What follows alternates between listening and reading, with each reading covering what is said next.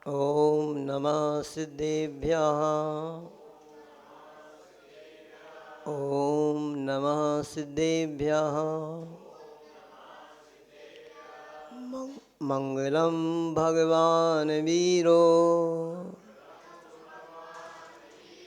मङ्गलं गौतमो गणी मङ्गलं कुन्दकुन्दाद्यो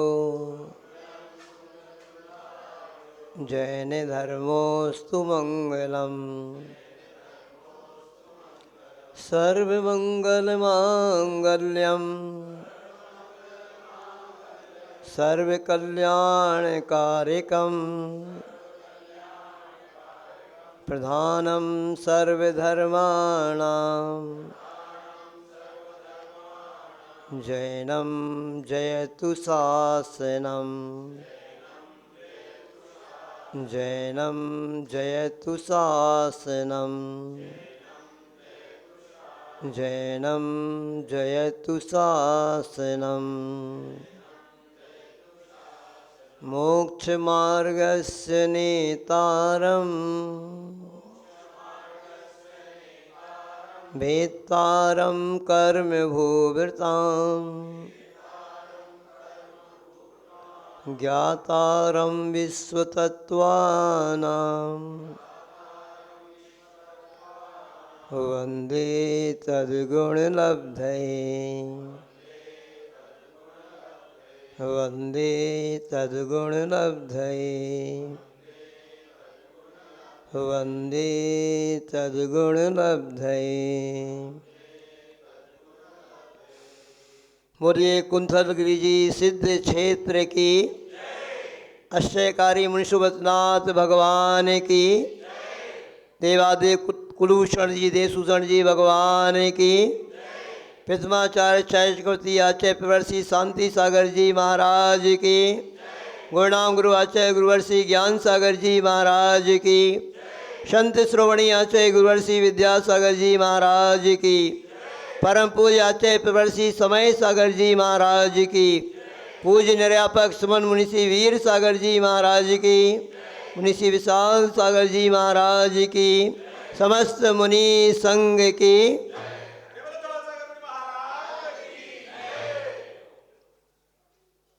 देखिए, एक श्लोक हमने कभी पढ़ा था, वो आप सभी के लिए बहुत बड़ा संदेश देने वाला है।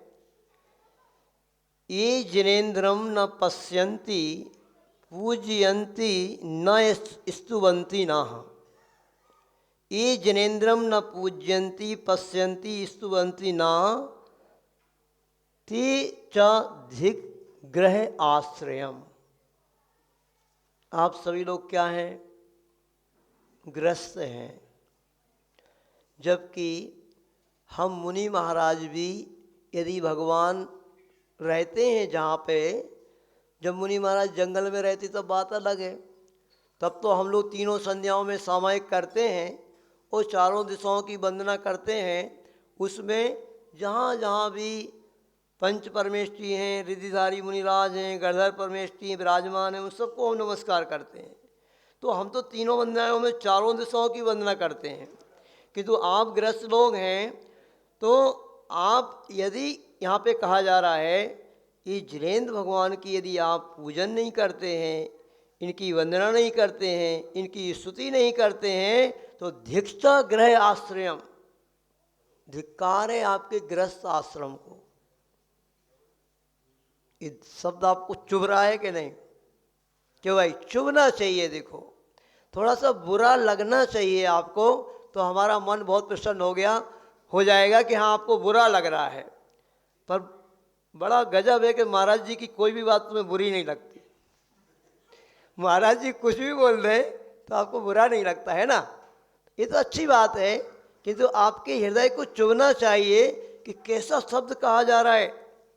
शुरुआत में आदिनाथ भगवान के समय में जब लोग यदि कोई गड़बड़ करते थे ना, तो हा माँ धिक, हा तो सामान्य दंड था, माँ थोड़ा और ज़्यादा था। अगर धिक कह दिया ना, धिक्कार है, ये बहुत बड़ी चोट होती थी। किंतु आज इस वर्तमान में किसी की मजबूरी है तो बात अलग है। अब बड़े बड़े शहरों में रहते हैं आप लोग, मुंबई है, पूना है, बेंगलोर है। अब वहाँ पे 10-15 किलोमीटर पे यदि मंदिर है तो क्या करेंगे, नहीं जा पाएंगे, तो ये मजबूरी हो जाएगी, है ना। ऐसे लोग हैं कोई यहाँ पे, जो आप लोग जहाँ से भी आए हों, कोई ऐसा व्यक्ति बैठा है कि जिसके जहाँ आप रहते हो वहाँ से आपका मंदिर बहुत दूर हो? कोई भी नहीं है। सब सौभाग्यशाली व्यक्ति हैं, बताइए। सब लोग महिलाएं तालियां तो बजाओ, ये सौभाग्यशाली पतिदेव बैठे हैं आपके यहाँ पे, कि जो आपके ऊपर बहुत बड़ी कृपा कर रहे हैं कि जहाँ मंदिर है वहीं फ्लैट लेके रखा है इन्होंने।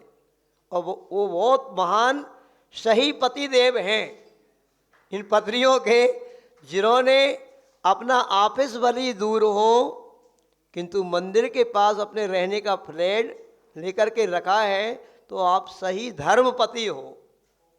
पत्नियां तो धर्मपत्नी कहलाती हैं, पर इसमें कारण वही बनती हैं, पहले तुम्हारे लिए वार्निंग दे देती हैं, हाँ देखो भाई, हो सकता है पहले जब रिश्ता तय होता हो, सही पत्नी तो वही रहेगी, रिश्ता तय होते समय कह दे क्यों भाई कहाँ पे है फ्लैट, मंदिर पास में है कि नहीं, नहीं तो भैया नहीं, तो सही धर्मपत्नी वही कहलाएगी। बहुत अच्छा है, आप लोग यदि पास में ही रहते हैं तो बहुत अच्छे हैं आप लोग, किंतु जिनकी मजबूरी रहती है देखो वो बात अलग रहती है। नहीं तो कहना चाहूँगा आप सभी से, ऑफिस अगर 50 किलोमीटर होगा तो भी आदमी चला जाएगा, क्योंकि ऑफिस में तो जाने में मजबूरी है आपकी। मंदिर अगर 2 किलोमीटर भी होगा तो तुम नहीं जाओगे, नखरे बनाओगे कि हमारा जितनी दूर है। अब होता है ऐसा कि नहीं, हकीकत है कि नहीं भाई, है कि नहीं। मंदिर आदमी देखो भैया, थोड़ा और आप आगे ही बैठते जाएं खिसक के, थोड़ा सा आगे आगे आते जाएं, लोग आएंगे जिससे पीछे बैठते जाएंगे। तो देखो इतनी बड़ी महिमा भगवान के दर्शन मात्र की बतलाई हुई है। वो भी किसने बतलाई है? इस युग के कलिकाल सर्वज्ञ कहे जाने वाले महान आचार्य, जिन आचार्य परमेष्ठी ने षट खंडागम ग्रंथ का नाम आपने सुना होगा। आचार्य प्रवर धरसेनाचार्य जी ने जिस ग्रंथ को लिखा हो, किंतु उस ग्रंथ को सभी नहीं समझ सकते थे अपन। और उस ग्रंथ की षटखंडागम ग्रंथ के ऊपर 16 पुस्तकें जिन्होंने टीका के रूप में लिखी, धवल महाधवल ग्रंथ वो कहलाते हैं। ऐसे आचार्य प्रवर वीरसेनाचार्य जी महाराज, वीरसेनाचार्य महाराज, उन्होंने उस षटखंडागम टीका में लिखा है, जिन बिम्ब दंसणेण पाप संघात कुंजरम शतम भेद मायाति गिरि वज्र हतो यथा। इन जिनेन्द्र भगवान के जिन बिंब के, देखो एक बात महत्वपूर्ण आपको बताना चाहेंगे, यहाँ पे उन्होंने जिन बिंब कहा है, साक्षात जिनेन्द्र भगवान नहीं कहा, क्योंकि आज साक्षात जिनेन्द्र भगवान है ही नहीं। इसलिए ये जो जिनेन्द्र भगवान का बिंब है, स्थापना निक्षेप से इन जिनेन्द्र बिंबों की स्थापना जो की गई है, उस समय प्रतिष्ठा के समय इन जिनेन्द्र बिंबों में, जिन बिंबों में वह सारे के सारे गुण, वह आचार्य महाराज, वह मुनि महाराज विशेष साधना करके मंत्रों के माध्यम से सारे गुण इनके अंदर भरे जाते हैं। और साक्षात जीवित बिंब है, साक्षात जिन वही भगवान है। स्थापना निश्चय पर किसे बोलते हैं? कभी किसी ने स्वाध्याय किया हो तो स्थापना निक्षेप क्या कहलाता है? क्या कहलाता भाई, बताइए आप, अमूल भैया जी इंदौर वाले। नहीं, स्थापना निक्षेप की परिभाषा क्या आती है? प्राण प्रतिष्ठा तो आती है, यानी आगम में आया है, तत्वासूत्र में आया है कि निक्षेप की बात है ना, नाम स्थापना द्रव्य भाव तस्तन्यासा, ये आता है। तो इसमें नाम स्थापना भाव तस, एक नाम निक्षेप, स्थापना निक्षेप, भाव निक्षेप, द्रव्य निक्षेप। स्थापना निक्षेप क्या कहलाता है? तो वहाँ परिभाषा आई, यह वही है। क्या? यह वही है। ये वही देश कुलभूषण देशभूषण जी भगवान हैं, जो देशभूषण कुलभूषण भगवान आज से हजारों लाखों वर्ष पहले उस बाल ब्रह्मचारी दोनों युगल भाई इस पर्वत पर आए और इस पर्वत पर आकर के जिन्होंने मुनि अवस्था को धारण करके तपस्या करना प्रारंभ की और फिर तपस्या करके घोर उपसर को सहन किया। पूर्व भाव के वैरी ने घोर उपसर इनके ऊपर किया और उस उपसर को सहन करते करते ऐसे ध्यान में लीन हुए। नारायण बलभद्र यहाँ पर आए, उन्होंने इनका उपसर को दूर किया और जैसे वो उपसर देवकर दूर हुआ, इनको केवल ज्ञान हो गया। उस केवल ज्ञान से सहित भगवान है। फिर और चारों तरफ धर्म की प्रभावना की, गंधकुटी की रचना हुई। असंख्यात देवी देवता इस धरती पर आए होंगे और उन देवी देवताओं ने भगवान का केवल ज्ञान का महोत्सव मनाया होगा। फिर जब भगवान को फिर भ्रमण करते हुए चारों तरफ इसी पर्वत पर आए, उनको यही पर्वत जम गया कि यही अनुकूल है हमारी साधना के लिए, और इसी पर्वत पर जाकर फिर ध्यानारूढ़ हुए और उन्होंने सिद्ध अवस्था को प्राप्त किया। फिर असंख्यात देवी देवता आए होंगे। कितना बड़ा महोत्सव यहाँ पर हुआ होगा, कैसी वर्गणाएं यहाँ की होंगी। सुबह सुबह तो हम आते हैं ना, तो हम जल्दीबाजी में आपको करना है, हमारी जल्दीबाजी में भगवान के दर्शन होते हैं क्योंकि आपको उपदेश देना है। कल मैंने मन बनाया शाम को चलते पर शांति से दर्शन करेंगे। कल हम शाम को यहाँ पर आए, आपको अनुभव की बात बता रहे। हम यहाँ पे खड़े हुए, शाम को भी समय ज़्यादा नहीं था तो जाना तो नीचे था, फिर एक जाप तो देंगे हम, और यहाँ पे खड़े हो गए। जब खड़े होकर के भगवान को देख रहे थे ना, आपको हकीकत बात ये बताएंगे हम, यहाँ की ऊर्जा, यहाँ की विशुद्धि गजब की है। पहली बात तो मैं आपको बता रहा हूँ, कल हमारा उपवास था, हम सुबह भी आए यहाँ पर, वापस गए, फिर दिन भर साधना की, शाम को हम फिर यहाँ पर आए और फिर पीछे शुद्धि के लिए भी गए, वहाँ से लौट करके आए। आप लोग तो थोड़ा थोड़ा चढ़ते हो तो थोड़े से आप लोग, आपकी श्वास बढ़ने लगती है ना। पर हम लोगों को यहाँ रहते हुए कितना समय हो गया, 1-1.25 महीना तो हो गया संजय भैया। ऐसी ऊर्जा से भर गए हैं, आज भी ऐसे लग रहा है आज का भी उपवास करो। सुनो, ऐसी पावर ऊर्जा लग रही है यहाँ पे। और कल शाम को जैसे हम खड़े हुए, छुल्लक जी की तो मालूम है आपको, एक छुल्लक जी महाराज हैं, छुल्लक श्री विचार सागर जी महाराज, केसरोंज करने में व्यक्ति हिल जाता है। मुनि महाराज के केसरोंज तो युवा लोग हैं, हम लोग तो फिर भी भाई बहुत सारे केसरोंज हो गए तो बाल भी थोड़े कम हो गए, उनके तो खूब सारे बाल हैं, काले काले घुंघराले बाल हैं, तो केसरोंज करना हंसी के होता है क्या? अमल भैया आ जाओ, थोड़ा एक कर दें थोड़े से। क्यों बेटा, क्या है उसका, क्या नाम है, आहान, आओ थोड़ा कर दें। केसरोंज देखा महाराज जी का, केसरोंज में क्या हाल होता है, आप लोग तो दूर से बैठे बैठे है ना, कहते ऐसे करते हो। विचार सागर जी महाराज ने केसरोंज किया, केसरोंज के दिन उपवास रहता ही है, दूसरे दिन का उपवास, तीसरे दिन का उपवास, 13 हो गई। और ऐसे लग रहा है कि जैसे बिल्कुल एक भी उपवास ना हो। ये क्या है? कितने लोग यहाँ पर इस क्षेत्र पर एक आहार एक उपवास कर रहे हैं। ये अशोक जी हैं, एक आहार एक उपवास चल रहा है, इनको आप देख रहे हो कितनी मेहनत करते हैं। यहाँ पर भी प्रतिदिन आते हैं, महाराज जी की क्लास का संचालन करते हैं और दिन भर पूरा सबकी व्यवस्थाओं में लगे रहते हैं, पूरे घूमते रहते दिन भर। इनका लग रहा है आपको एक उपवास एक आहार चल रहा है इनका, कि भाई इनके चेहरे से लग रहा है। ऐसे इस क्षेत्र का ये अतिशय है, यहाँ की पवित्र ऊर्जा का ये प्रभाव है। और यहाँ पे जो भी आ रहा है, आप सबको कैसा लग रहा है? अच्छा है, कैसे लग रहा? सही सही तो बताओ, अच्छा लग रहा है कि नहीं? ऐसा प्राकृतिक वातावरण है, ऐसे लगता है बिल्कुल यहाँ पर क्या एयर कंडीशन, न सर्दी है न गर्मी है। और इस प्रांगण में तो और गजब का लगता है। यहाँ पर बैठकर ऐसे लगता, मुझे तो ऐसे लग रहा था कल कि यहाँ से जाओ ही ना।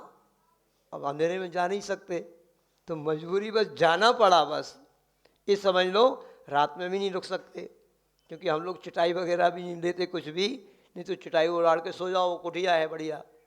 यहाँ पे आचार्य प्रभु शांति सागर जी महाराज ने साधना की है, वो कुटिया है वहाँ पर, यहाँ पर भी की है। देखो देशभूषण कुलभूषण जी भगवान तो जब हुए हैं बहुत पहले हुए हैं, वो वर्णाएं तो यहाँ पर हैं ही, उनकी केवल ज्ञान की, उनकी सिद्ध अवस्था की। फिर इस के सबसे बड़े महान आचार्य प्रवर जिनकी बदौलत आज धर्म टिका हुआ है, बोले चार चकोती आचार्य प्रभु शांति सागर जी महाराज की। उत्कृष्ट संलेखना को 36 दिन तक लगातार उनकी संलेखना जिस धरती पर हुई हो, कितने उनके जल उपास हुए होंगे, कितने उपवास हुए होंगे। 36 दिन की तो अपन को बताई गई है, 6 महीने वर्षों से साधना चलती है जब 36 दिन की साधना हो पाती है। तो ऐसी पवित्र धरती ये है कुंथलगिरी जी, ये सिद्ध क्षेत्र। यहाँ पर आप लोग आए हुए हैं और भगवान का अभिषेक करने का अवसर आपको प्राप्त होगा, ये पवित्र ऊर्जा लेने का अवसर आपको प्राप्त होगा।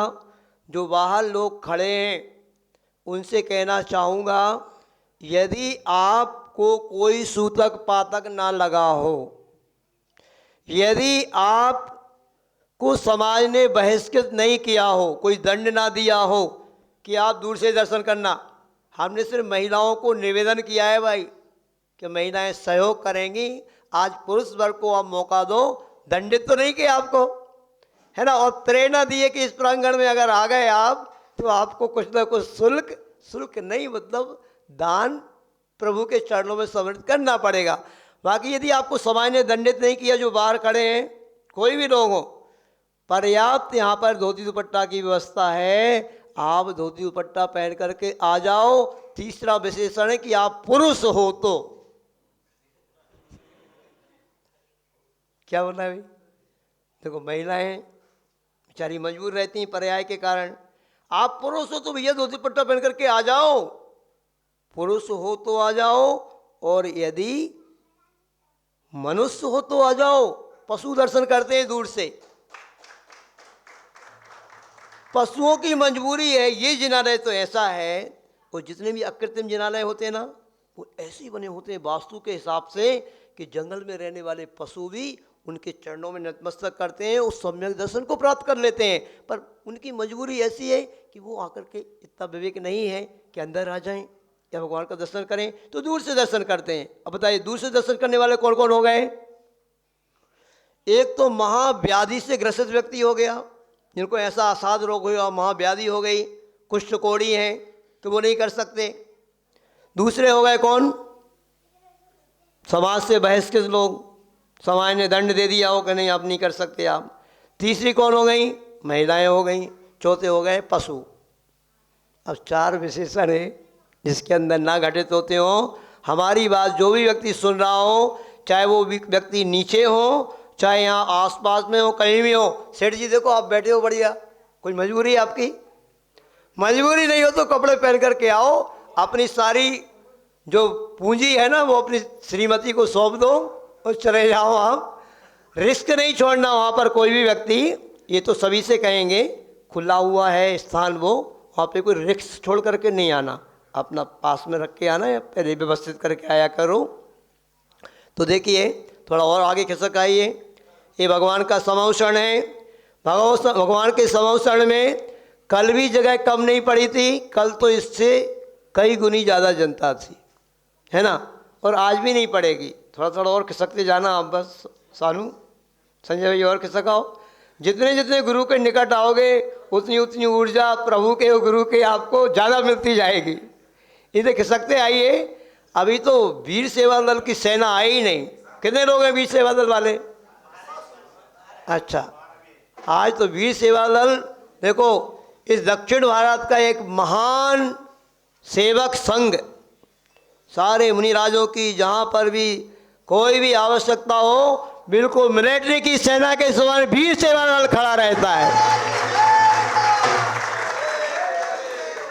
आचार्य प्रवर शांति सागर जी महाराज और सभी गुरुओं के प्रति जिसका अद्भुत समर्पण है वीर सेवा दल का, हम लोगों ने अद्भुत समर्पण देखा।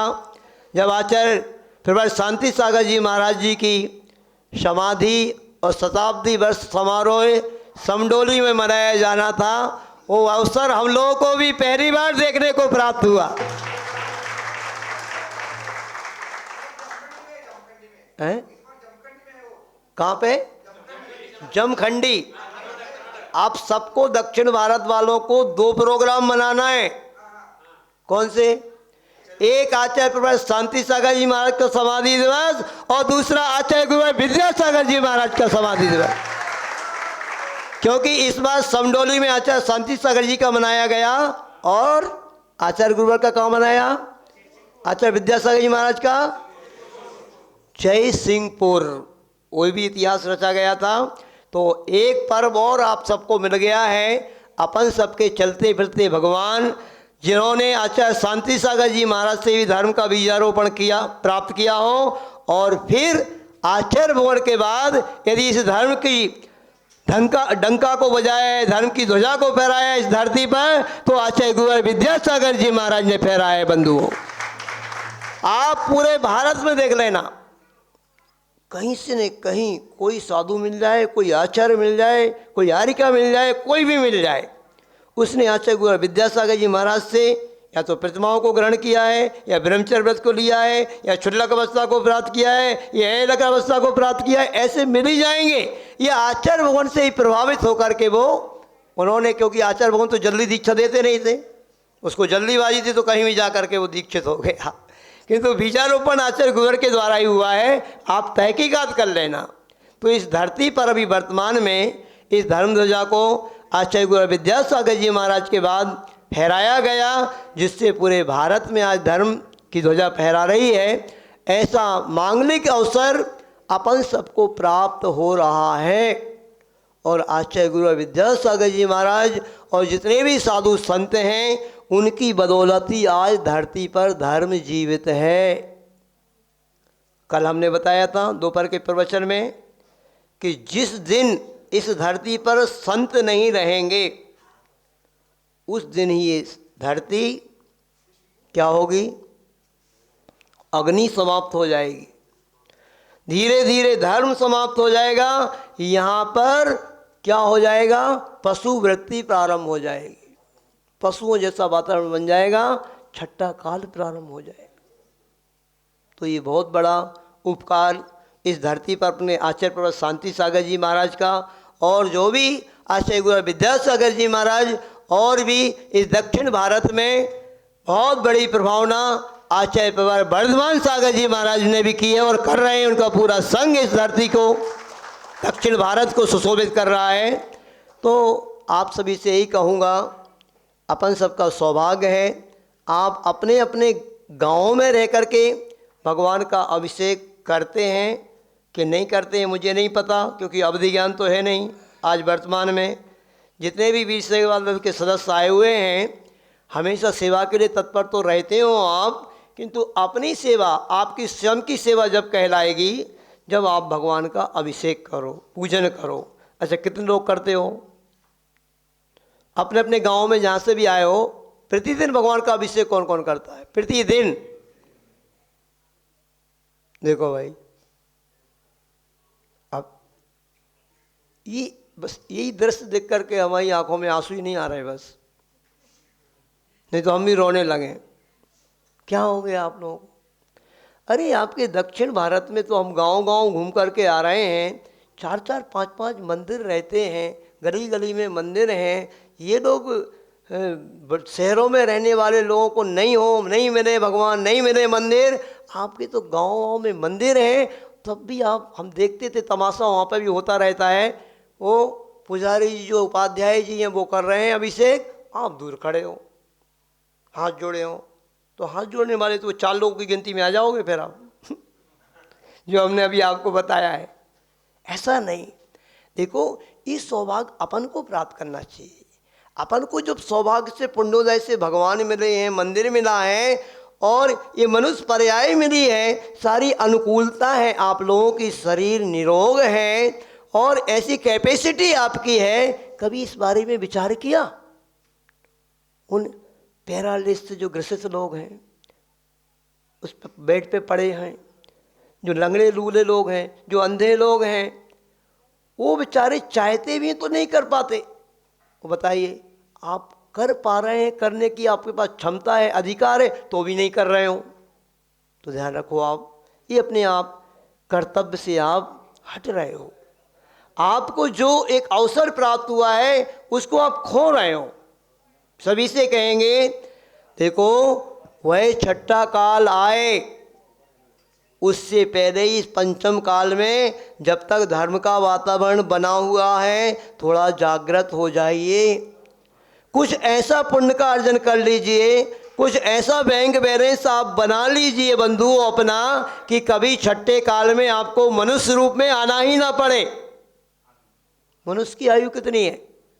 अभी तो 100 साल है, छठे काल में 16 साल की रहेगी, 20 साल की बस। फिर मरोगे, फिर वही मनुष्य में आओगे या पशु में आओगे। ऐसा कौन सा काम होगा कि छठे काल में आना ही ना पड़े? ये पंचम काल भी अभी बहुत बड़ा है, 2-2.5 हजार वर्ष ही हुए हैं, और इसमें भी आगे आगे कलयुग है, ये बढ़ना ही है। अत्याचार, दुराचार, चोरी, डकैती सब ये बढ़ेगा आगे आगे, और यही होना है। इस सब पंचम काल का और छठे काल का आपको दृश्य ना देखना पड़े तो कौन सा अवसर आपको प्राप्त करना होगा?